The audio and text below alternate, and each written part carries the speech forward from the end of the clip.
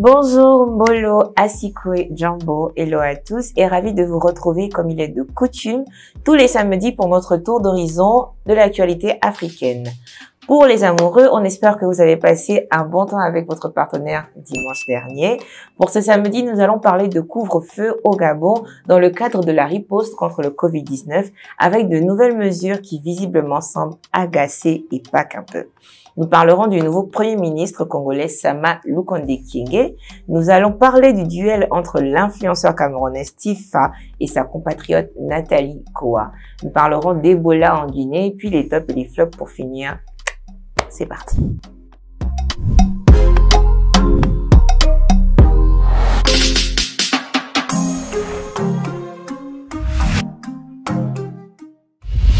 Le 12 février dernier, le gouvernement gabonais tenait un point de presse pour une mise au point quant à l'évolution de la pandémie Covid-19 dans le pays.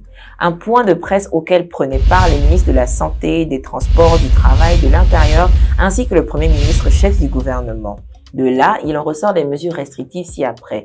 Couvre-feu à partir de 18h au lieu de 20h comme précédemment, regroupement prohibé au-delà de 30 personnes, fermeture de tous les établissements scolaires à partir de 15h, port du masque obligatoire dès l'âge de 5 ans, déplacement vers l'intérieur du pays interdit, effectif de 60 élèves maximum par classe.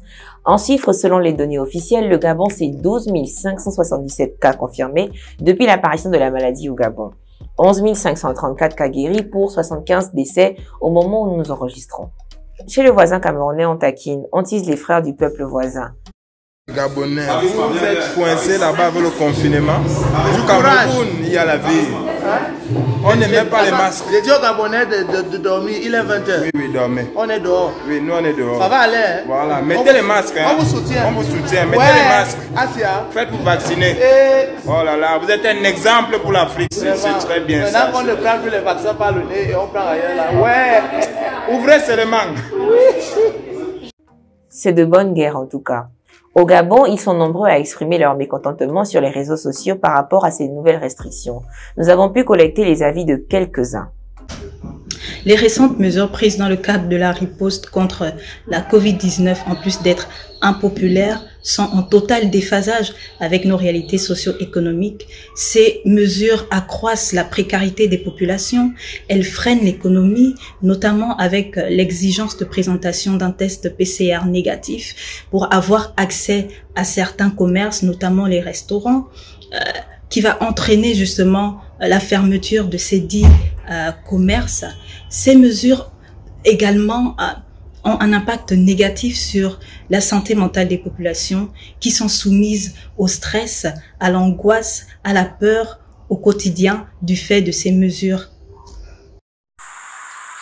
Les nouvelles mesures, non, ne me faites pas rire s'il vous plaît. Le président appelle tout un chacun à un sens de responsabilité et du civisme. Mais est-ce que cet appel sera entendu des populations?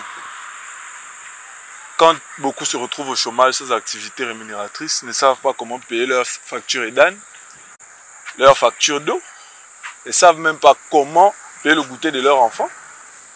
Bon, après, on va nous demander de rester responsables et de faire preuve de civisme.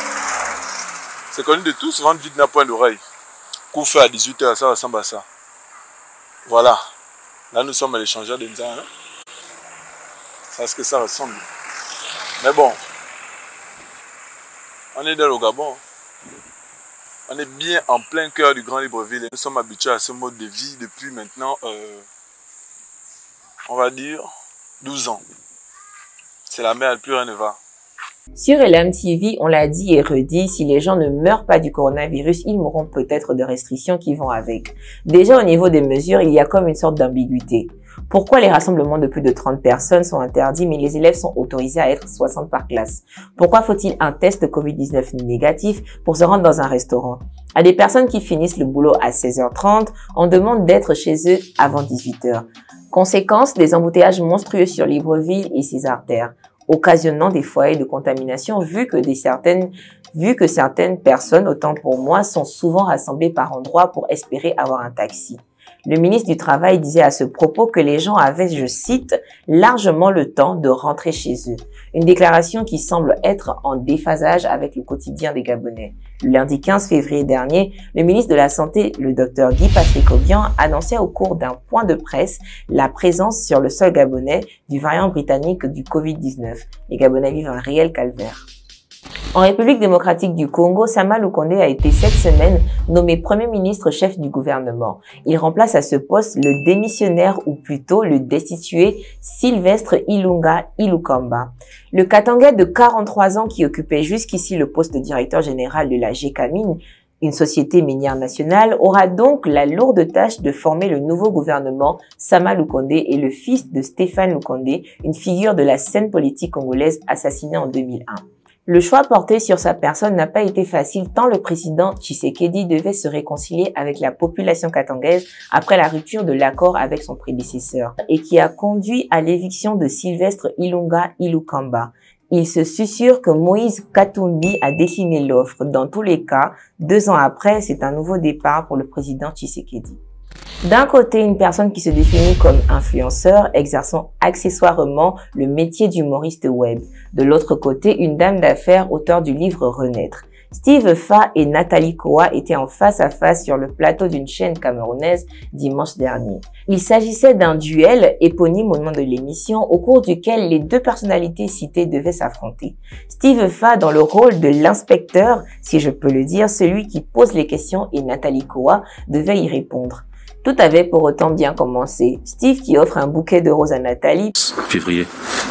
Et bizarrement, au lieu d'être chez moi, je me retrouve face à toi. On est là, comme dans un dîner aux chandelles. Alors Nathalie, quoi, j'aimerais t'offrir, déjà avant de commencer, je vais me lever, hein. Je vais t'offrir quelque chose. Mais voici au moins un homme galant sur ce plateau, en dehors de Rodrigue. Mais c'est des roses rouges. Mais qu'est-ce que c'est? Vous acceptez des roses rouges d'un inconnu. C'est purement amical, merci c'est purement amical, je tiens à le préciser. Merci beaucoup. Il n'a pas encore dit. Puis au fur et à mesure que l'émission suivait son cours, les épines sortirent des roses.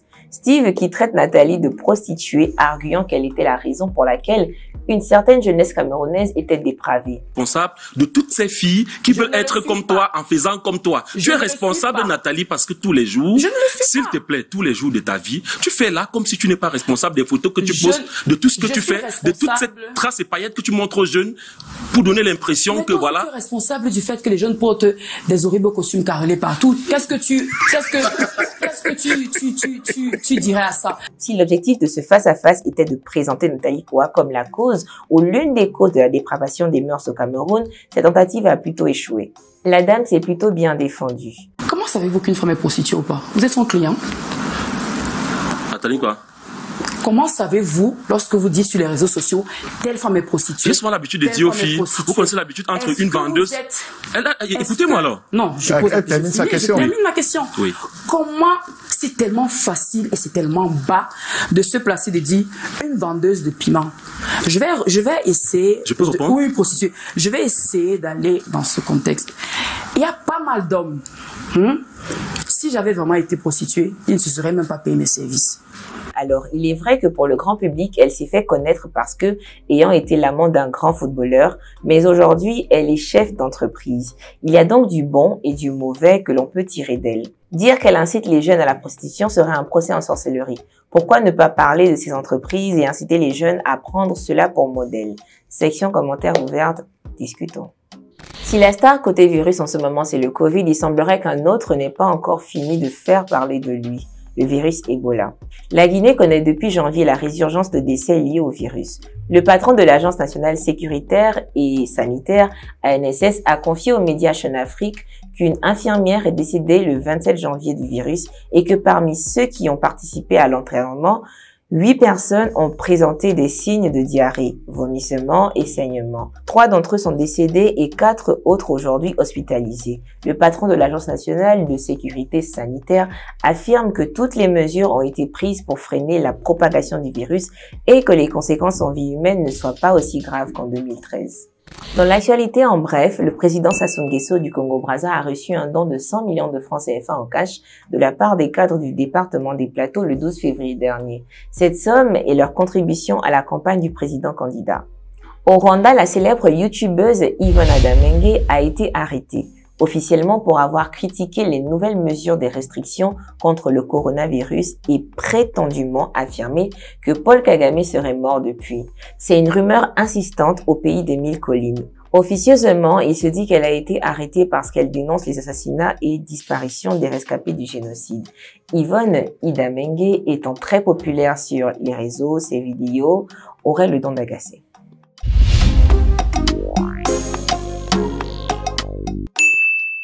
Ngozi Okonjo-Iweala, elle est la nouvelle directrice de l'Organisation mondiale du commerce.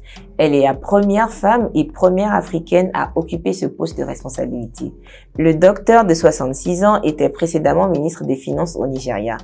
Bien qu'elle ait récemment acquis la nationalité américaine, elle se réjouit de représenter l'Afrique à la tête de cette institution. Un jeune entrepreneur nigérien, Obinwani Okeke, a été condamné à 10 ans de prison aux États-Unis pour fraude. L'homme était présenté par Forbes comme étant l'un des plus jeunes riches entrepreneurs de sa génération. Il se faisait encore remarquer pour des soirées super arrosées. Obinwani a dérobé 11 millions de dollars à ses victimes. Nous sommes arrivés à la fin de notre émission Elam Recap numéro 26. J'espère que cela vous a plu. N'oubliez pas de partager, de liker, de laisser un commentaire surtout. Je vous dis à bientôt.